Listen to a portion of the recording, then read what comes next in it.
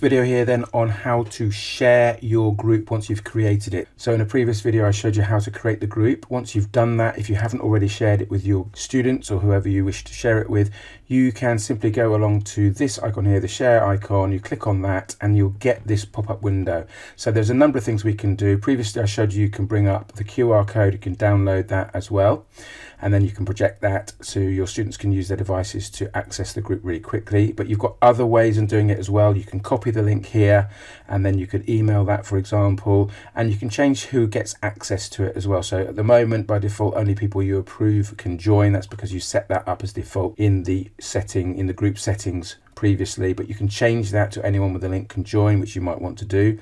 And depending on your setup in your establishment, your institution, you could share to Google Classroom. If you have a Google Classroom, you can embed this into a website. You can set this up to be shared through Teams as well. You can put it on to Remind, and you can tweet it as well if you wanted. So lots of different ways in which you can get this out to your students. One way I find particularly useful and really easy is to use the QR code, or to put it through Teams if your school or college or university has Teams.